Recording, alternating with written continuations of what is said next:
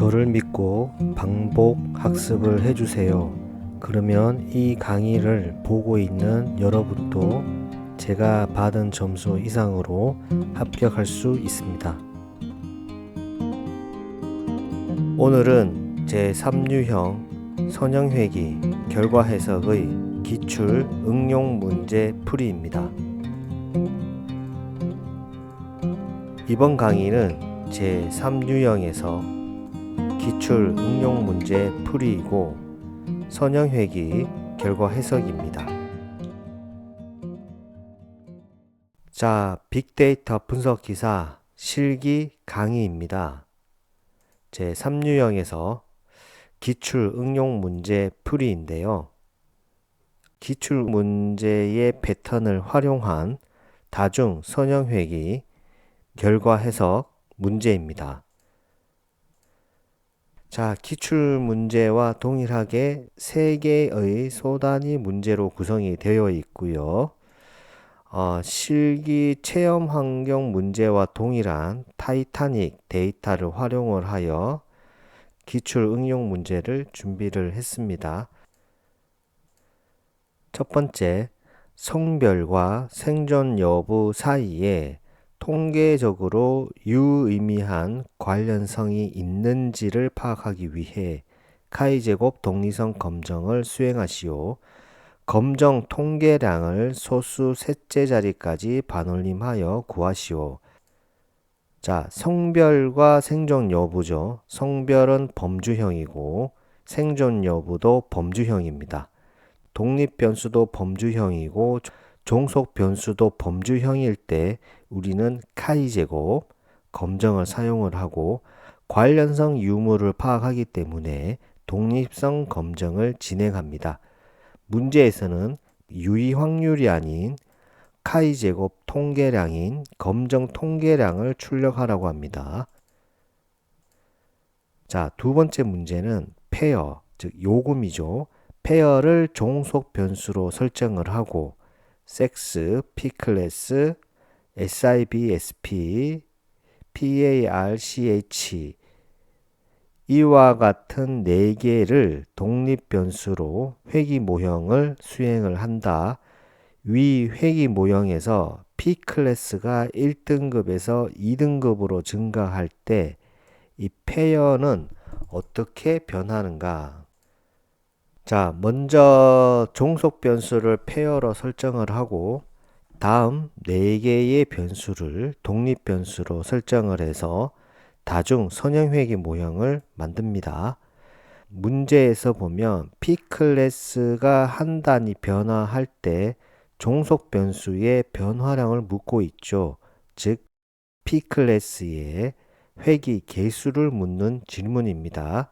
P클래스의 회귀 개수를 소수 셋째 자리까지 반올림하여 출력을 합니다. 자, 세 번째 문제는 이 회귀 모형의 결정 개수 R²를 소수 셋째 자리까지 반올림하시오. 이 회귀 모형의 결정 개수가 바로 설명량이죠. 해당 설명량을 퍼센테이지가 아닌 출력되는 값 그대로 소수 셋째 자리까지 반올림합니다. 우리는 먼저 실제 실기 시험에서는 다음과 같은 이 데이터를 받아올 필요는 없고요. 실기 시험에서 실제 데이터가 주어집니다. 자, 우리는 시본 라이브러리에서 제공되는 이 타이타닉 데이터셋을 불러와서 진행을 하겠습니다. 자, 이 타이타닉 데이터셋을 DF로 받습니다. DF는 sns.load 데이터셋 타이타닉. 자, 이 데이터 프레임을 확인을 해보면 891개의 행이 있고 15개의 열이 있습니다. 자, 먼저 문제에서 보면 1번 문제 보면 섹스와 서바이브드죠. 자, 서바이브드는 891 인트 64 생존 여부 생존 사망인데 인트 64인 걸로 봐서는 0과 1로 지정이 되어 있다는 의미이고요.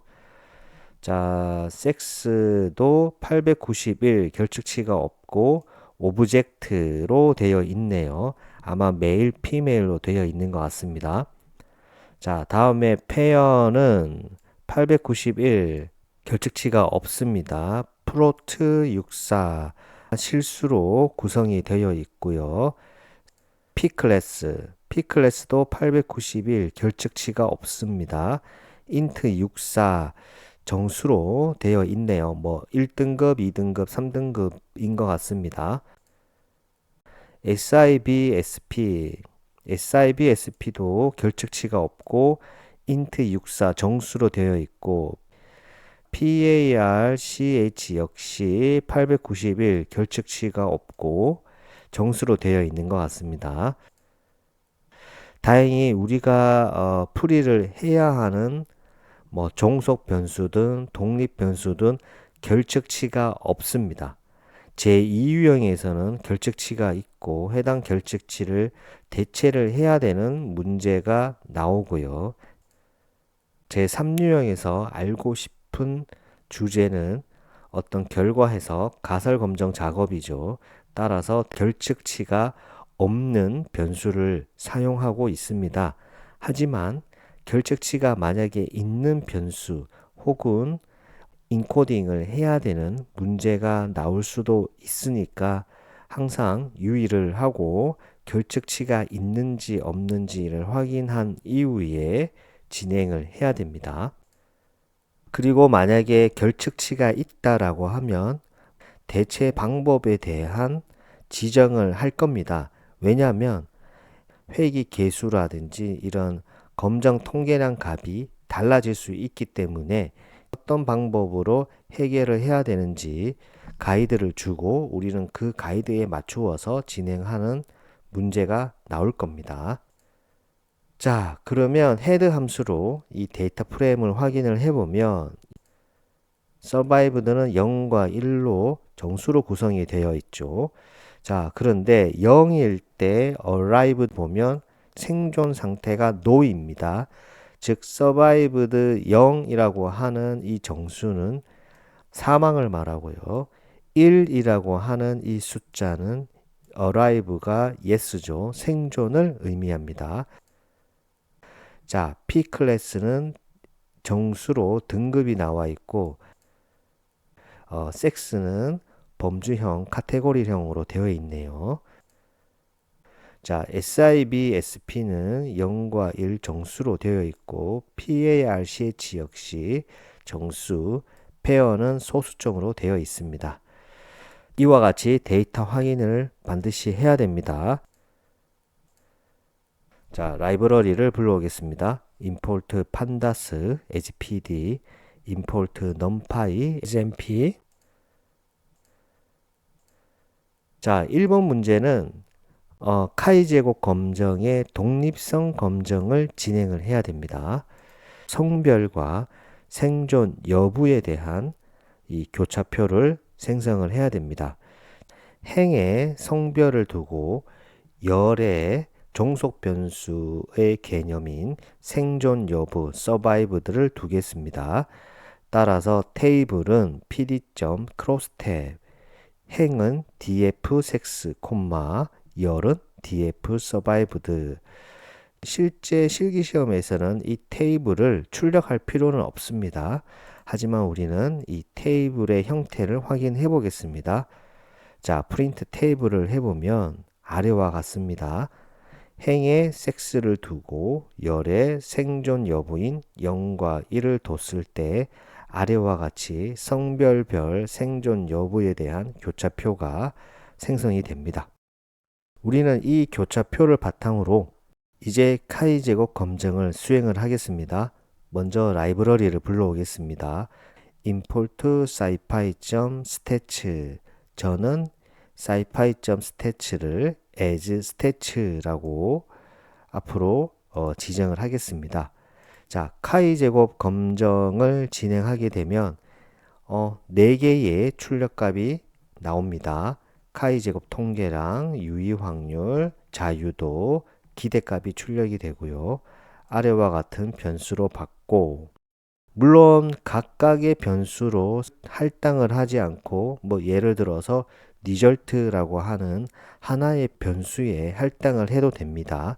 그러면 한 번에 모든 값이 다 하나의 변수 안에 다 할당이 되기 때문에 출력을 해보면 이 네 개의 값이 한 번에 출력이 됩니다. 자, 그래서 이런 변수는 stats.chi contingency 입력 변수는 교차표인 테이블을 입력합니다. 우리는 여기서 1번 문제는 카이 제곱 검정 통계량을 소수 셋째 자리까지 반올림을 해야 되죠. 따라서 프린트 라운드 카이 제곱 통계량을 카이2로 받았죠. 카이2, 3 이와 같이 출력을 하면 자 260.717이 되네요. 어떻습니까? 아무래도 이 성별에 따라서 생존 여부의 차이가 있는 것으로 확인이 되는데요. 정확한 것은 p-value를 확인을 해야 되고 p-value가 0.05보다 작다면 두 성별과 생존 여부 사이에 유의한 관련성이 있는 거고 p-value가 0.05보다 크다면 기무가설을 채택을 하기 때문에 성별과 생존 여부 사이에 유의한 관련성이 없는 것이 되는 겁니다. 반드시 p-value를 확인한 이후에 관련성 있는지 없는지에 대한 확정을 해야 됩니다. 자, 이제 두 번째 문제, 세 번째 문제는 하나의 문제에서 나옵니다. 즉, 다중 선형회귀 모형을 만들고 그 모형에 대해서 해석하는 문제입니다. 자, 모형을 어떻게 만드냐면 문제에서 주어졌습니다.